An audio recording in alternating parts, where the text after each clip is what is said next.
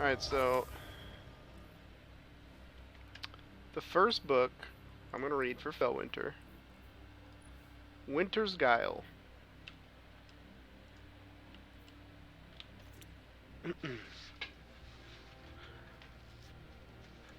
Winter's Guile, I know you, Lord Fellwinter. Listen to me very carefully. They're coming for you. They'll ask for your name. Your name is Fellwinter. I don't think that's my name. I know. Say it anyway. Why can't I remember my name? I always remember my name. Something's wrong. Was I damaged in crypt processing? I don't know. I don't know anything about the Deepstone Crypt before my time. What the hell are you? You don't trust me. No. You will. You are a very presumptuous little drone. What makes you think that? No one else will help you. It's kill or die out here. So that's what the Winter's Guile says. That is the moment that Fellwinter was risen as a guardian for the first time. Which leads straight into the lore book, The Lie, where it basically skips over his life a little bit. The Liar Book, The Beginning, Part 1. A risen Exo stood, dazed, in the middle of what looked like a giant library. He'd never been here before. As far as he could remember, he'd never been anywhere before. He couldn't remember anything, and all he had to go on was the name given to him by a strange silver drone. A name he didn't even recognize. Fellwinter. A lie.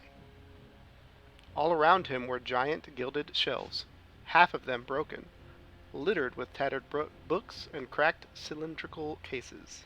He stepped on a book and broke its spine as he walked. The little drone followed him. I know you don't trust me, it said, but you have no choice. Who else have you got? I don't know, Fellwinter said. He thought for a second. I don't know anything. Exactly, so you should listen to me. The soaring height of the ceilings made the buildings feel like an open space. Remnants of an old fresco loomed over his head, cracked and faded. Maybe it was beautiful once. Fellwinter trudged through the empty fog of his memory, trying to understand how he got here. You're stubborn, obviously, but if we stay here long enough, you're gonna die. Fellwinter tried to tune out the little drone's voice. He needed to think. He picked his way through the ocean of books, but stopped dead when an explosion rocked the building. He looked up. Dust fell from the faded ceiling in clouds. See, the drone said. This is what I mean. We have to go. A place like this isn't safe. Beside them, a computer terminal, one that looked broken beyond repair, flickered to life. The building shuddered again. A warbling female voice came on over a PA system, crackling and distant. Site-wide lockdown initiated. Then a reassuring male voice, smooth, but made eerie by the warped quality of the recording. All library patrons, please report to the nearest emergency station. If you require assistance, an attendant can help you at the reception desk. The recording cut off, and the building shook again. Metal shutters began to descend over the windows, groaning from age and disuse. Something big hit the building, and debris showered down over them. We should hide, the drone said, and Fellwinter had no choice but to agree. They fled the library. Outside, crouched in the rubble of another building, they watched together as the library was crushed under a torrent of what looked to Fellwinter like falling stars. See, the drone said. Book 2, The Beginning, Part 2. Fellwinter and the drone traveled for 3 days. They saw nothing and no one. On the third night, still walking, Fellwinter looked up and saw meteors like streamers against the night sky. He was struck by the sight, and then by one meteor in particular, blazing, orange, getting bigger and bigger in the sky. Run, the drone said. The first meteor hit the ground behind them. Not a meteor at all, Fellwinter realized when he looked back, but something metal, man-made. The second hit its target. He died. 6 deaths later, crawling out from under metal wreckage, losing pieces of himself, clawing, running, they finally managed to find shelter in a cave. Nerp, Felwinter said, as if he were swallowing all of his words and choking on them. I can't fix you, the drone said after scanning him. That last hit corrupted write-protected processes in your cognition modules. Ner? The drone spun uneasily. You're an exo. Exos were made in the Golden Age with proprietary tech. I can't hack into your head to fix the damage, but I can rebuild you as you were. If you shot yourself, I could work quicker. He did. When the drone resurrected him, Felwinter crumpled to his knees. He sat down and put his head in his hands. Why is this happening? He asked. He looked at the drone, trying to ready its body language. Because of you? It's after you, isn't it? No, the drone said. I don't know why, when it gentled its voice. The traveler told me to save you. That something was different about you. That ball in the sky you showed me? It talked to you? I can't explain it. Felwinter grunted and held his head again. His body ached with the memory of 7 deaths, though he knew that was impossible. Can you explain anything? Not really. They sat in silence for a while. Eventually, the drone spoke up. We shouldn't stay in one place for very long. I don't think it's safe. Felwinter stared at the ground, then finally looked up at the drone.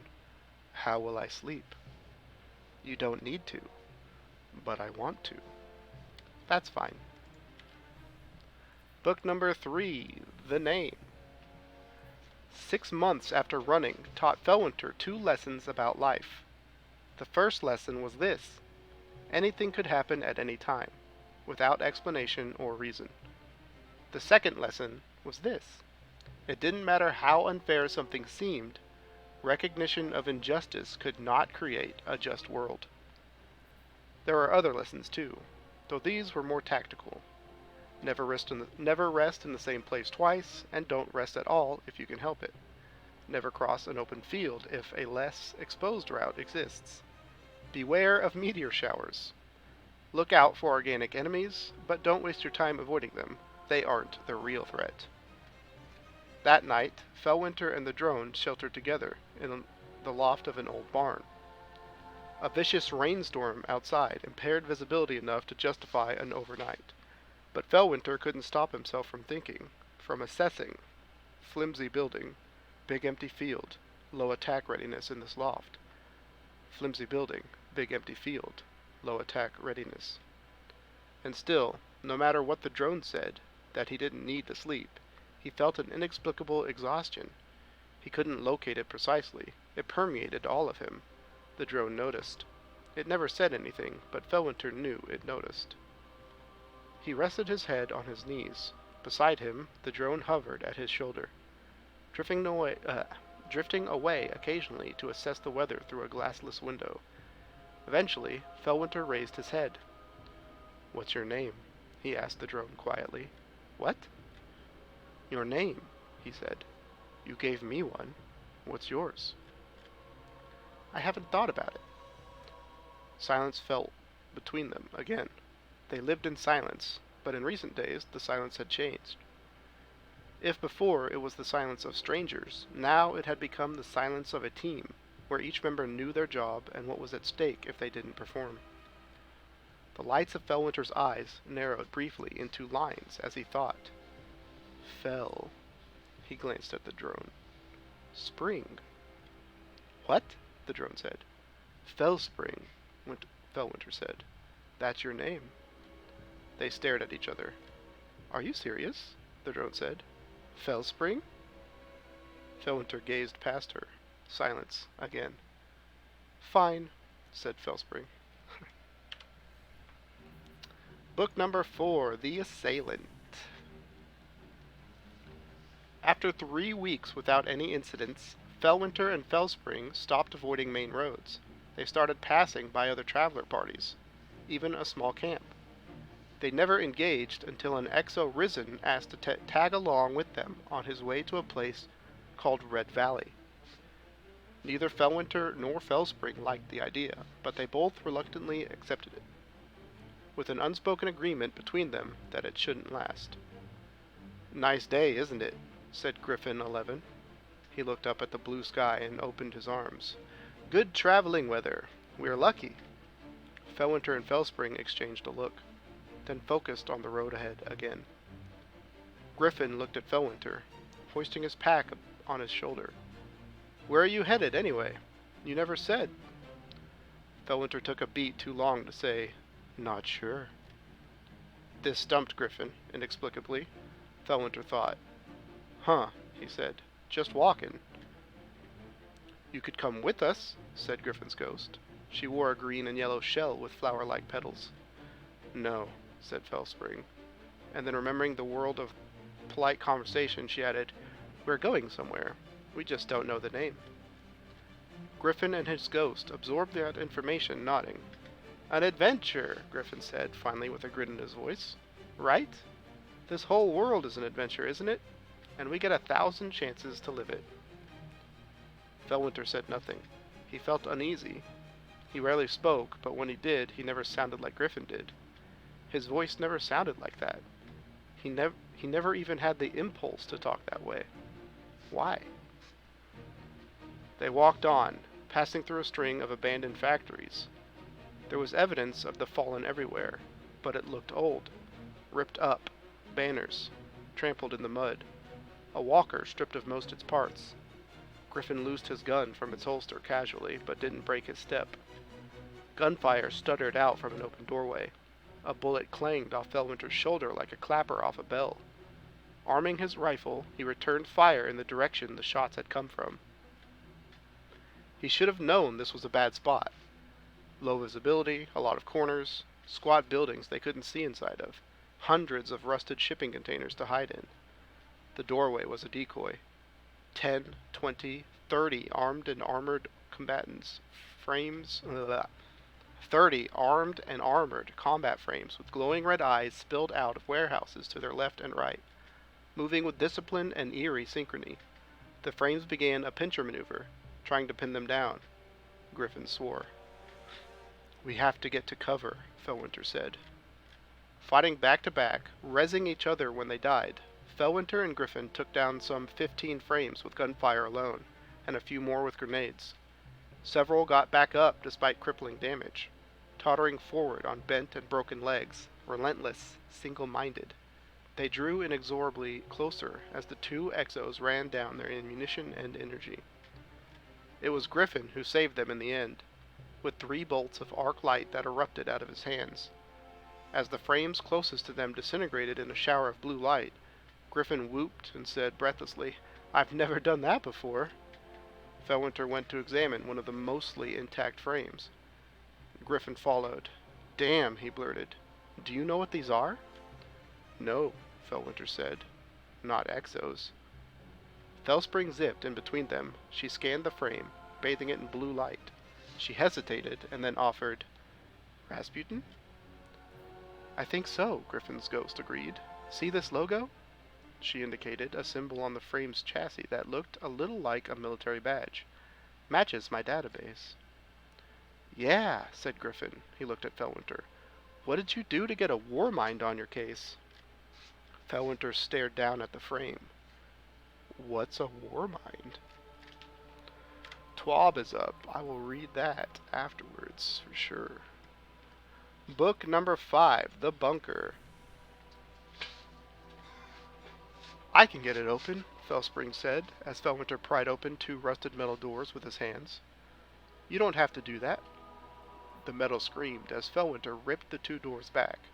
They were deep underground in a bunker Fellspring had struggled for 6 days to locate. Now that they'd found it, Felwinter realized he didn't know what they were looking for. "I don't know very much about Rasputin," Fellspring said, floating cautiously beside him. "I thought he was deactivated, or destroyed in the collapse." Felwinter walked forward. The room was like a time capsule, untouched, preserved, as if technicians might walk in at any time to work the control panels lining the walls. It reminded him of the library where he'd woken up, just in its complexity and maybe beauty. Was this beautiful? He wasn't sure. So why would a war mind be after us? Felwinter muttered. Fellspring hovered to examine a flat, black surface on one of the control panels. I don't know. Felwinter came up beside her. He hesitated, and then reached to touch the shiny blank surface of the panel. It blinked to life under his hand, bright code and controls glowing orange, rearranging themselves as he dragged his finger across them. How did you do that? Fellspring whispered. Felwinter shook his head. He touched another blank panel, and lights came on all over the bunker, waking it up. I don't know, he said.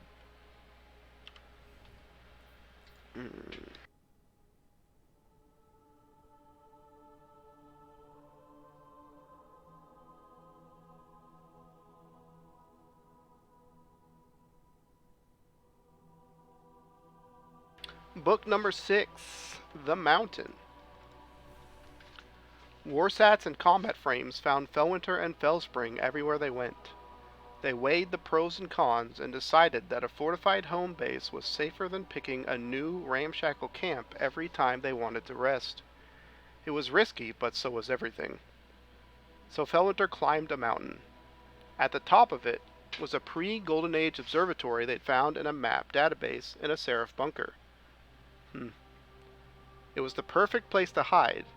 It had a 360-degree view of the surrounding area, existing structures that could be fortified, a mountain they could burrow into to hide themselves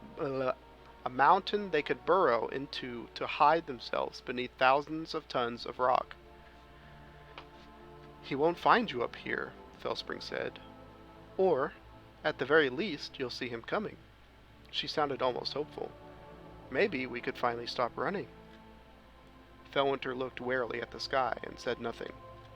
The only problem with the mountain was that it was occupied. A warlord named Castor had claimed it, and the village at the mountain's base. But Felwinter knew that everyone had a price, and he called on Castor to negotiate. Warlords, he'd learned, were poor negotiators. They were almost never willing to give ground. In the end, Felwinter shot Castor's ghost and pushed him off the side of the mountain. A month later, during a routine patrol of the mountain's perimeter, Felwinter found a woman sitting on a rock ledge halfway down the mountain. Beside her there was a wooden crate of sad-looked crops, and another heavy with ammunition. She stood up when he arrived. Felwinter exchanged a look with Fellspring, then asked the woman, "Who are you?" "My name's Arthi," she said. "You killed Lord Castor, didn't you?" "Yes." "So you're the lord of this mountain now?" "It's my mountain," Felwinter said, "but I'm no warlord." Arthi studied him. She had a thin, weathered face and calculating brown eyes. "My village is down there," she pointed down the mountain. "We need protection. That was Castor. Now it's you." She pointed to the crates, as if she were explaining something to a very simple child. "This is our payment." Felwinter looked at her, then at the crates, then said again slowly, "I'm no warlord, and I don't need your food."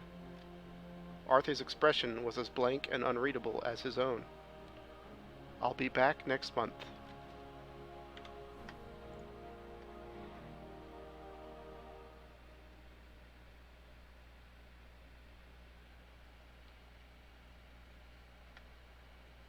Yeah. I got the lore book. I just went into Leviathan with Devour on and Transversive Steps. Just killed a bunch of Cabal. Probably took like 20 minutes tops, something like that. Book number 7, The Warlord. True to her promise, Arthi came back the next month with 2 more crates. This time, both were ammunition. She sat next to them, hugging her knees for warmth and looking out at the valley below, until Felwinter came by to retrieve it. "I thought this might be more useful to you," she said, "since you don't want food." Felwinter looked at her, took the crates, and then went back up the mountain. The month after that, she brought salvaged weapon parts. When Felwinter came to retrieve them, she watched him until he turned to go, and then said, "I know about you, you know." When he turned around to look at her, she lifted her chin. "They call you Lord Felwinter.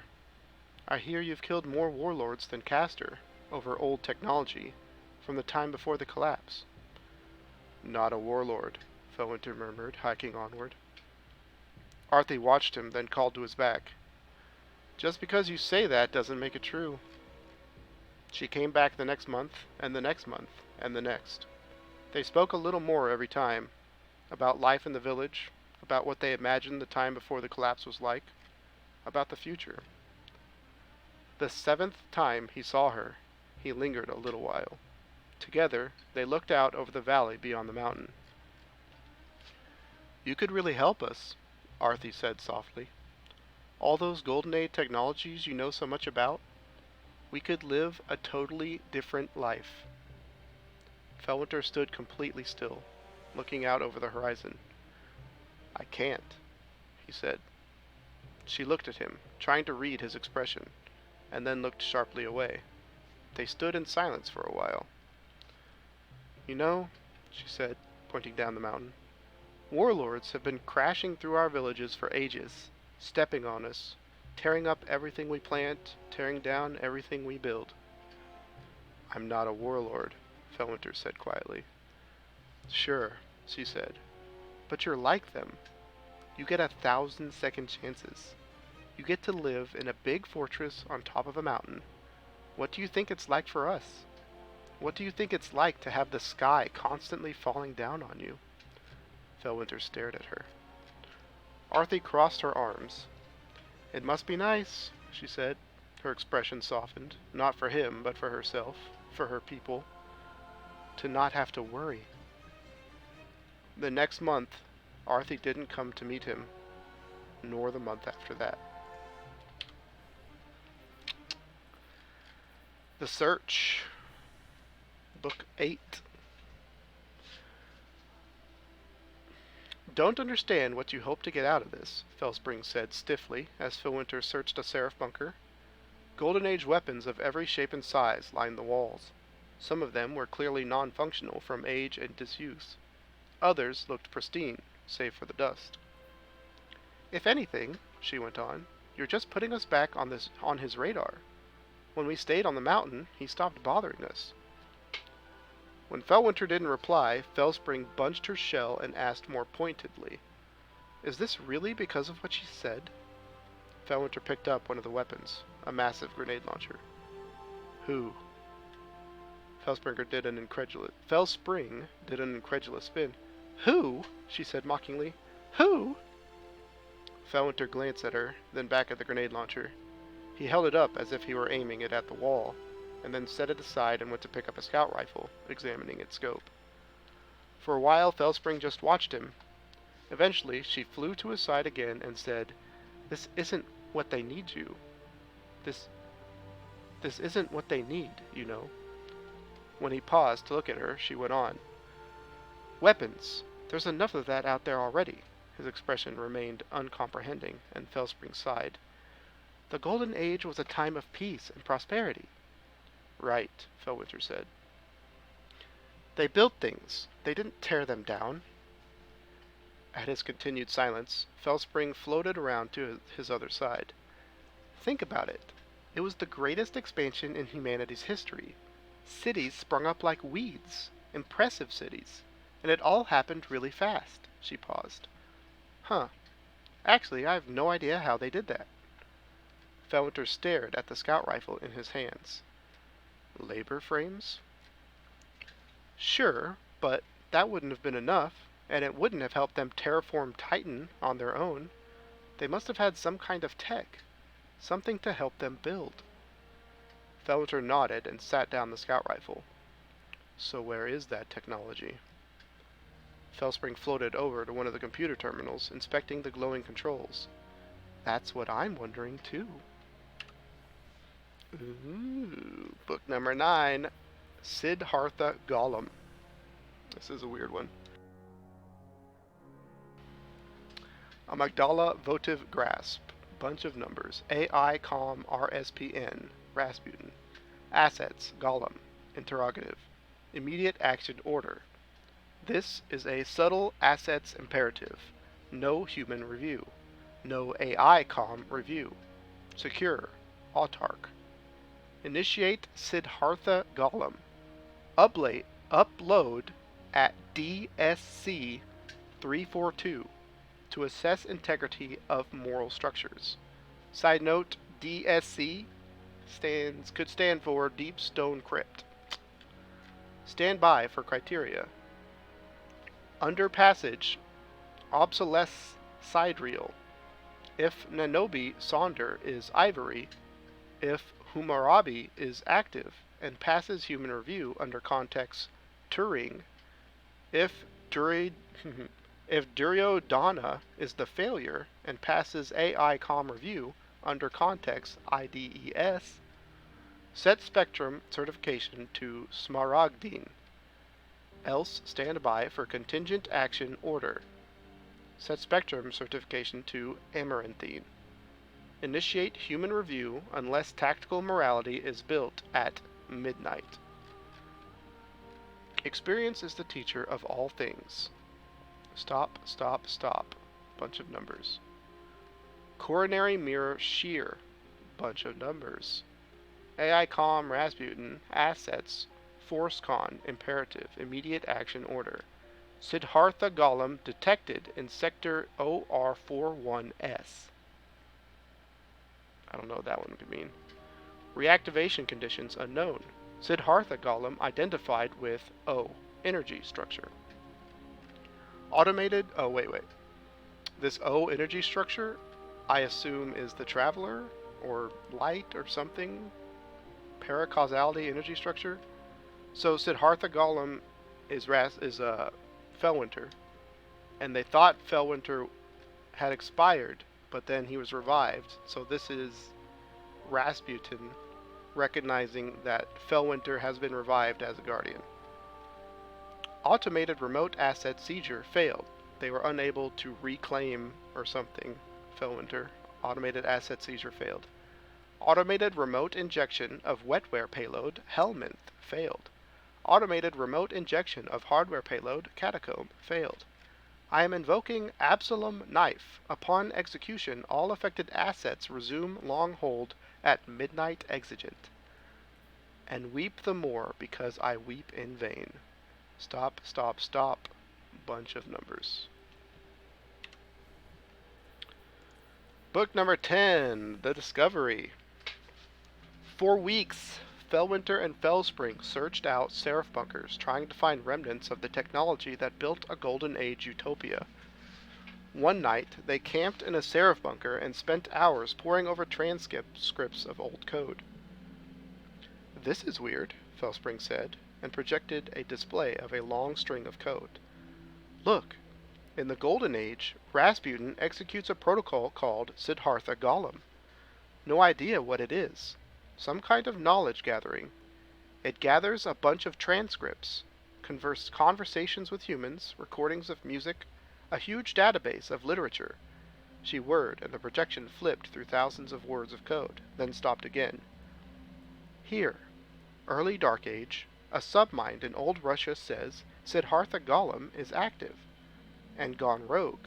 Her voice dropped. Around the time I found you.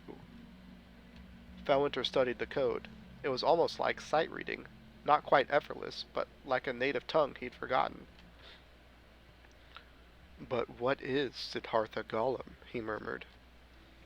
Fellspring zipped back and forth through the code again at a nervous, stuttering pace, then stopped it. Then scrolled through the code again, stopped. Scrolled again, stopped. Wait, her voice quivered just a little. See that? This is the first time Siddhartha Golem is mentioned. She paused, then went on, quieter. It says, initiate Siddhartha Golem upload at DSC 342. A beat. DSC Felwinter. Felwinter was silent, thinking, uncomprehending. DSC? He asked quietly. deep stone crypt. She was almost whispering now. Siddhartha Gollum was an exo. Felwinter looked down at himself, at his hands. He turned them over, studying the worn metal of his palms. The silence filled the bunker nearly to bursting. To Felwinter, it felt like years until either of them spoke again. The whole time, Fellspring just watched him, frozen in the air. "He's you," she whispered. So there it is. Felwinter was an exo, created at the Deepstone Crypt, that Rasputin used to collect specific data as an exo conversing with humans and interacting in actual culture. He used Felwinter to gather data like that or something, to inform his AI or whatever. So Felwinter was like a learning tool for Rasputin, is what I get from that. The Iron Lord, Book 11. "He wants to join us," Timur said to Radagast. Felwinter stood next to him, silent, unreadable, unlike other exos Radagast had seen. He didn't seem to have any emotion mods beyond the factory setting defaults. It was unnerving. Radagast tipped his chin to Felwinter. "Timur says you have an interest in the Golden Age." "In the Warmind," Timur said. "Rasputin." Felwinter said nothing. "What brought you to us?" Radagast asked. Felwinter glanced at Timur, and then back at Radagast. "Your friend here told me about the nanotech you're looking for. Siva?" He paused. "It sounds too good to be true, but I want to help you find it." Radagast studied him, and then finally nodded. "Any civilians on your mountain?" "A little settlement at the bottom." "We think the mountain would make a good place of our base of operations." "Funny," Felwinter said without any trace of humor. "I said the same thing to myself years ago." Radagast snorted. "So, would you give up the peak for the cause?" "If I do my people get the protection of the Iron Lords?" Timur slapped Felwinter on the back, a giant hand hitting an immovable object, and Radagast smiled just a little. "Let me take you to Saladin," he said. "He'll tell you about the city." So Felwinter joins the Iron Lords on the hunt for Siva. So here I'm going to pause and read the lore to Felwinter's helmet once he's become an Iron Lord. Felwinter's helmet reads, "To survive out here, you need eyes in the back of your head," quoted Lord Felwinter. "He's the one," Radagast said, pleased with himself. Felwinter stood in front of the Iron Lords, with his shotgun loose but ready at his side. He said nothing. "All right," Aphrodite said, clapping her hands together. "Well, right off the bat you look like an Iron Lord. Formidable. Grim." Lord Saladin thinned his lips, but said nothing. Aphrodite walked in a circle around Felwinter, studying his beat-up armor. She paused behind him, and then said uneasily, "Turn around." Felwinter hesitated, and then reluctantly began an awkward, stomping turn and pace. He faced away from the Iron Lords, revealing the back of his helmet. Embedded in it was a broken, flickering ghost. Its eye darted in frantic circles. "What in the traveler forsaken hell is that?" Scory breathed. Felwinter turned back around. "Warlord's ghost," he said. The group stood in stunned silence. "Okay," Aphrodite said slowly, walking back over to join her companions. "First rule, no armor modifications using half-dead ghosts," she grimaced. Take that thing off." "It's useful," Felwinter said. His ghost floated beside him and bobbed as if to nod. "I have to agree with Aphrodite," Saladin said. "Put it out of its misery. You should have done that a long time ago." He eyed Felwinter. "Non-negotiable." They stared at each other for a long moment, but sizing each other up. "All right," Felwinter said finally. I'll take it off. But he never did. So he killed the warlord Castor. I don't know if it's Castor's ghost, because he shot that with a shotgun. But it says he grafted either the whole ghost or just its eye in the back of his helmet. So he has eyes in the back of his head, technically. That's weird. Back of his helmet, embedded in it, was a broken, flickering ghost. Its eye darted in frantic circles. Weird. There it is.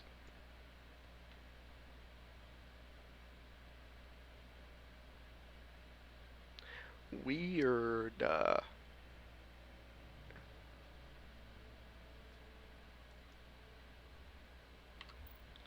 Anyways, back to the final two books of The Lie. So, Felwinter, I'm gonna sneeze.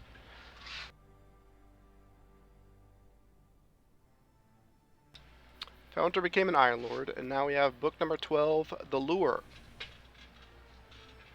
Felwinter and Felspring did most of their searching alone. It was easier that way. Better that the others didn't see how the Seraph bunkers reacted to him. Better for everyone. In a bunker on the outskirts of the Cosmodrome in old Russia, Felwinter browsed through maps of old, deactivated Golden Age facilities, looking for anywhere that might have housed Siva or Siva-related research. At the same time, Felspring decrypted and searched old command records for signs of Siva. By now, they moved like clockwork. It was almost unconscious. "Hey," Felwinter said.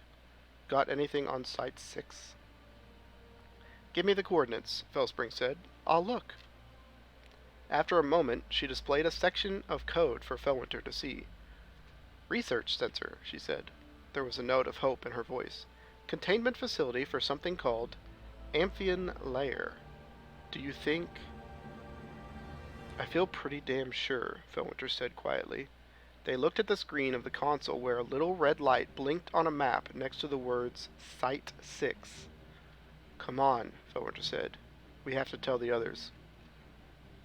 He committed the map to memory and turned to go, but Felspring zipped in front of him. "Wait," she said.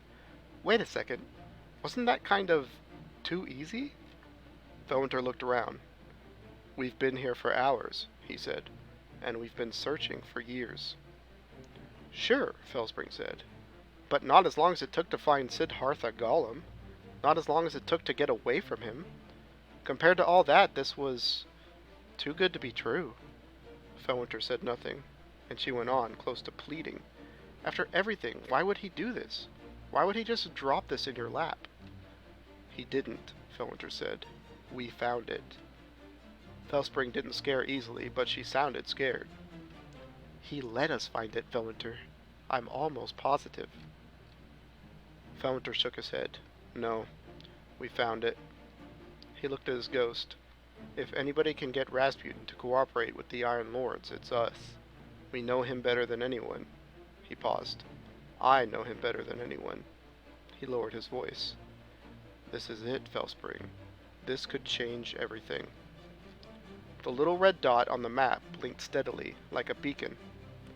They were still as they looked at each other, waiting. There was no real disagreement here. After all these years together, her doubts were his doubts, and his certainty was her certainty, whether they liked it or not. "Sometimes, I wish we'd just stayed on that mountain," Felspring said finally. "Alone." "Me too," said Felwinter, turning for the door. "But we didn't." They call that book The Lure, which basically admits that it was bait. Rasputin baited Felwinter. Book 13, The Mistake. "Site 6 is locked down," Lord Saladin said. "We have no idea what kind of security measures are in that place." He leaned back in his seat at the grand wooden table in the Iron Lord table. "Golden Age tech is durable. We might be walking into a trap set centuries ago." Felwinter stood nearby, arms crossed. "I've infiltrated Golden Age facilities before. Hasn't been a problem." The mortar has barely dried in our city walls, Saladin said. We've driven the warlords back, but they're watching. This may not be the time for risk. Leaning with his elbow on the table, Timur looked between them. Besides, what about the war mind? My understanding is that Siva is under its protection. Perhaps it won't take kindly to thieves. We are not stealing anything, Fellwinter said, and I think I can communicate with Rasputin. It's a computer, Lady Jolder said. It'll do what it's programmed to do, no matter how clever your arguments are. Rasputin's primary directive is to protect humanity. He'll listen. He, Timur said, smiling a little. So personal. Fellwinter looked at him and then back at Saladin. With Siva, we could build more cities. We could help more people. Passion wasn't his strong suit, but he felt it now, more than ever before. We could create a new golden age. He's right, Squirry said. We need a new way to give back. She looked between her companions. When you go to replant a forest, you don't stop after one or two saplings. The Iron Lords fell quiet. Jolder was frowning, but frowning meant thinking. Silumar looked worried. Radagast and Timur were on his side. Fellwinter knew, but the Iron Lords never did anything without consensus. The Golden Age isn't coming back, Saladin said finally. But you're right. Siva could change the lives of the people in the city. He leaned forward. It feels like a worthy risk. The others murmured among themselves, considering. Perrin spoke above the chatter. Well, why not? We don't want people thinking the Iron Lords have retired, after all. And that's the end of the book, and that leads directly into the Rise of Iron expansion in Destiny 1, where we get the backstory of how the Iron Lords went into the bunker to try to get Siva, and then they got fucked. Like, Rasputin unleashed, or something, unleashed Siva on them, and they got fucked. Big time. All the Iron Lords that went in there died, and some of them got converted into weird Siva monstrosities that we fought in the story in Destiny 1. It turns out the whole thing was just bait. Rasputin used Siva as bait to lure Fellwinter to kill him.